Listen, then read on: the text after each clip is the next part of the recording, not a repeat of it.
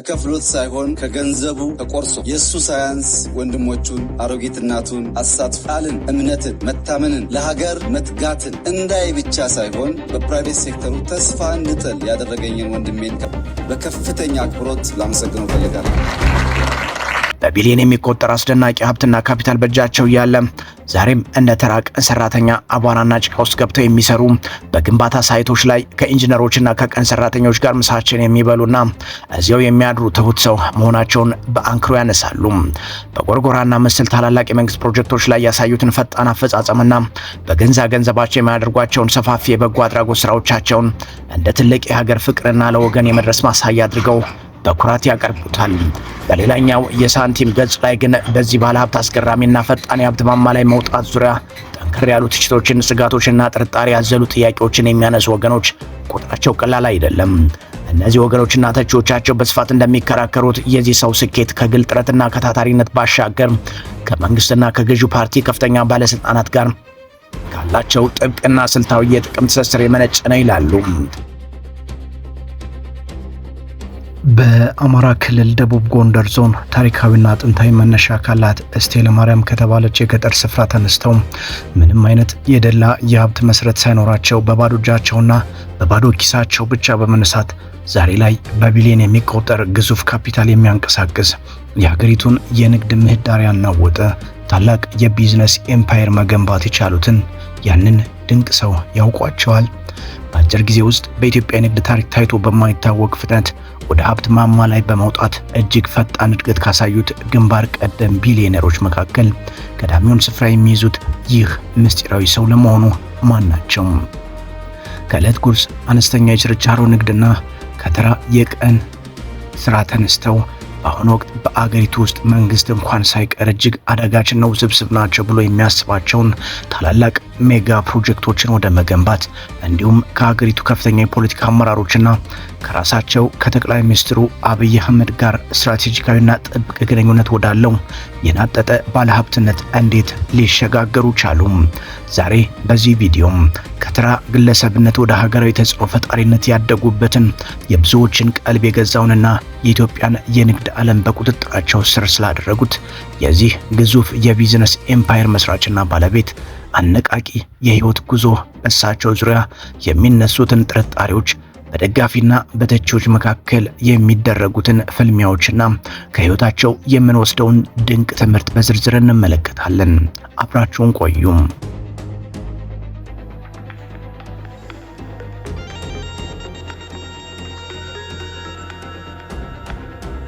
ይህ ታላቅ ሰው ልክ እንደ አብዛኞቹ አንጋፋና ስኬታማ የኢትዮጵያ ባለሀብቶች ጉዟቸውን የጀመሩት ከተደላደለ ቤተሰብ ሀብት ከውርስ ወይም ከተመቻቸ ከተማ ኑሮ ሳይሆን ከራሳቸው ብርቱ ጥረት ካልተቋረጠ ላብና ሌሊቱን ከቀን ከሚያጋጭ ታታሪነት ነው።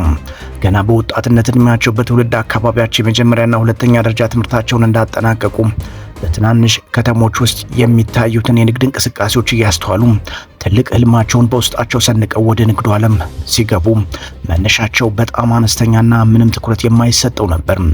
መጀመሪያ ላይ በሸቀጣ ሸቀጥ ግዢና ሽያጭ በአነስተኛ የኮሚኒቲ ንግድ የእህል ምርቶችን ከአምራች ወደ ሸማቾች በማጓጓዝና በሂደትም ትናንሽ የግንባታ ማሽነሪዎችን በኪራይ በማቅረብ ስራ ላይ ተሰማርተው እያንዳንዱን ሳንቲም በመቆጠብ ትናንሽ ካፒታሎችን ያደራጁት ይህ ባለሀብት በ2002 ዓ.ም ላይ ግን ህይወታቸውን ሙሉ በሙሉ የቀየረና ወደፊት ለገነቡት ግዙፍ ኤምፓየር የመሰረት ድንጋይ የሆነ አንድ ታላቅ ውሳኔ ወሰኑ። እሱም ንግዱን ከተለመደው ከአባታዊና ከባህላዊ የችርቻሮ አሰራር አውጥቶ ዘመናዊና የተማረ የሰው ኃይል የሚመራው ተቋማዊ መዋቅር ወደ መፍጠር ማሸጋገር ነበር። በዚህም የመሰረቱትና በአጭር ዓመታት ውስጥ ወደ ማኑፋክቸሪንግ፣ ወደ ሰፋፊ የግብርና ኢንቨስትመንቶች፣ ወደ ውስብስብ ኮንስትራክሽን፣ ወደ ማዕድን ቁፋሮና ወደ ነዳጅ ዘርፍ ያሰፉት ግዙፍ ኩባንያቸው የገቢ ምንጫቸውን በከፍተኛ ሁኔታ አሳደገው። ሀገር በቀል ምርትና የሀገር ውስጥ ፍላጎትን መተካት ላይ በትኩረት በመስራት እንደ ኮከብ ቀለም፣ ኮከብ ማርብል፣ ኮከብ ካና የምግብ ዘይትና ኮከብ ፔትሮሊየም ያሉ የገበያ ተጽዕኖ ፈጣሪና በየቤቱ የሚገኙ ታዋቂ ብራንዶችን በመፍጠር የኢትዮጵያን የንግድ ዓለም በአጭር ጊዜ ውስጥ በበላይነት ተቆጣጠሩት። የዚህ ባለሀብት ኩባንያ የሀገሪቱን ታላላቅና ውስብስብ ፕሮጀክቶች በጥራትና በፍጥነት በማከናወን ረገድ የመንግስትን ከፍተኛ መኔታና አድናቆት ያተረፈ ታማኝ ተቋራጭ ለመሆን በቅቷል።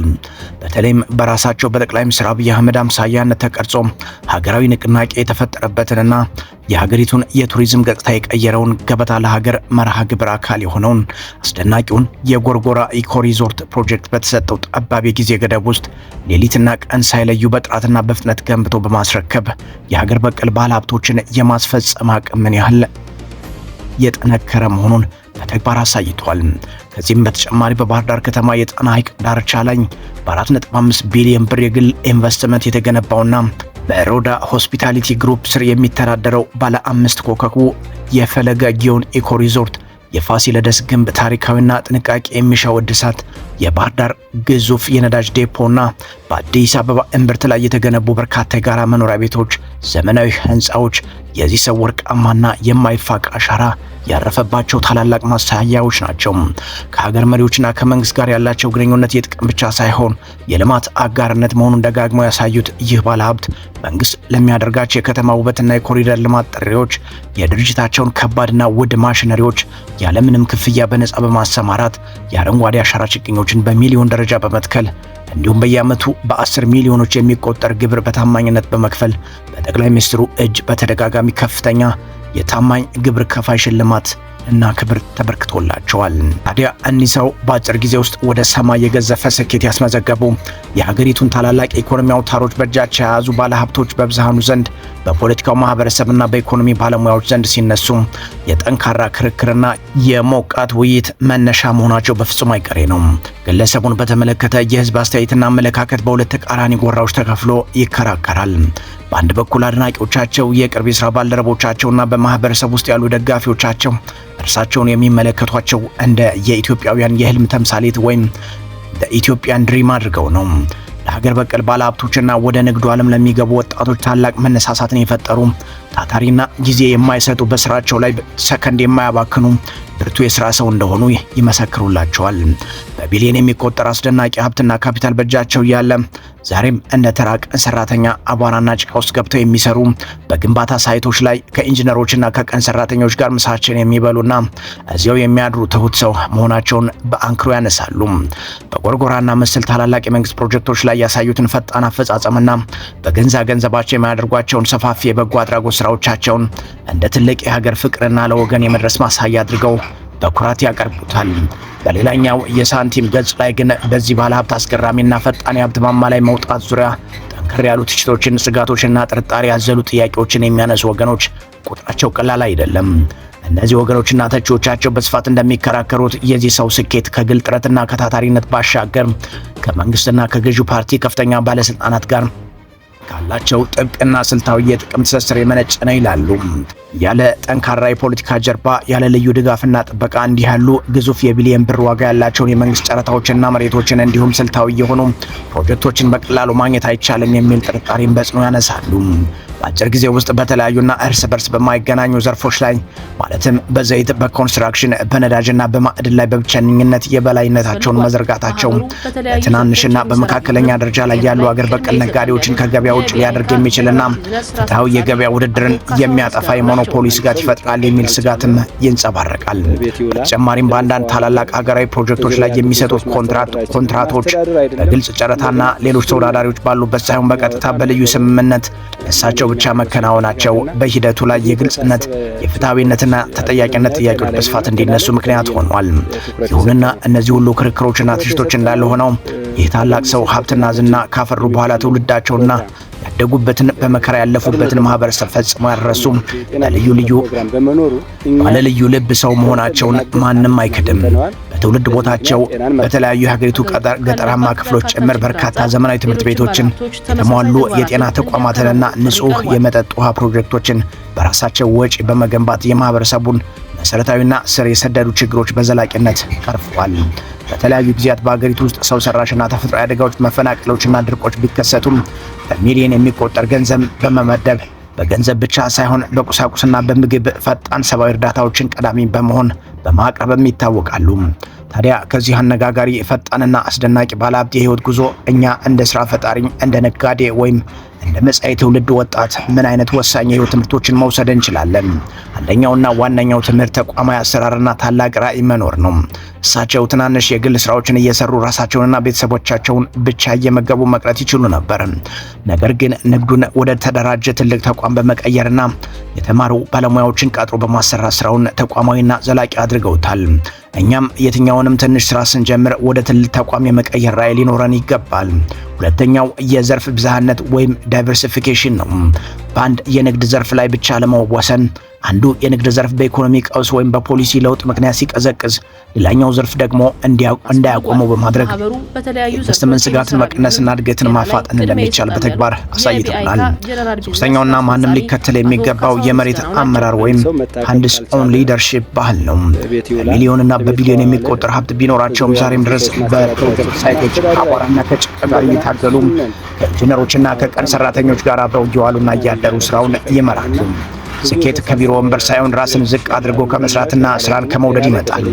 አራተኛው የመንግስት ፖሊሲና አቅጣጫ ተከትሎ መስራት ነው።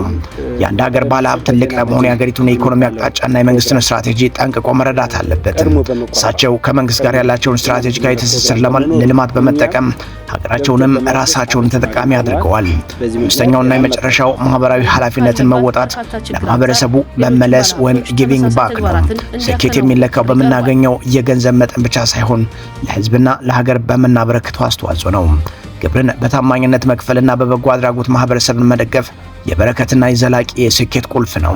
ከትንሽ ገጠርና ካልተመቸ ኑሮ ተነስተው በጠንካራ ክንድና በውሳኔ የኢትዮጵያ የንግድ ዓለም ቁንጮ ላይ መውጣት የቻሉትና ዛሬ በቪዲዮአችን መጀመሪያ ላይ ስማቸውን ደብቀን ያቆየናቸው በአሁኑ ወቅት የቢአይካ ጄኔራል ቢዝነስ መስራችና ባለቤት የሆኑት ታላቁ ባለሀብት አቶ ካሳሁን ምስጋናው ናቸው። አዎ አቶ ካሳሁን ምስጋናው ጠንክሮ ለሚሰራ፣ እንቅፋቶችን ለሚያልፍና ትልቅ ራዕይ ሰንቆ ለሚንቀሳቀስ ለማንኛውም ኢትዮጵያዊ ሕያውና የሚታይ ምስክር ናቸው። በእርግጠኝነት የእሳቸው ፈታኝና ስኬታማ ታሪክ ለሁላችንም ትልቅ መነሳሳትን ይፈጥራል። ውድ የቻናላችን ተመልካቾች እናንተስ በአቶ ካሳሁን ምስጋናው ፈጣን ስኬት ከመንግስት ጋር ስላላቸው ጥብቅ ስልታዊ ትስስር እንዲሁም በተቺዎቻቸው በኩል ስለሚነሱት የሞኖፖሊ ስጋቶችና ጥያቄዎች ምን ታስባላችሁ? እናንተን ሐሳብ ለኛ ትልቅ ዋጋ አለውና ኮሜንት ላይ በዝርዝር ያስፈሩልን። ይህ ቪዲዮ ከተመቻችሁ ላይክ፣ ለሌሎች እንዲደርስ ሼር እና አዳዲስ ጥልቀት ያላቸው ታሪኮች በፍጥነት እንዲደርሷችሁ ደግሞ ቻናላችንን ሰብስክራይብ ማድረጋችሁን በፍጹም እንዳትረሱ። በቀጣይ ሌላ አጓጊ ታሪክና ጠንካራ ትንተና ይዘን እስክንመለስ ድረስ ሰላም ጤና ለእናንተ ይሁን።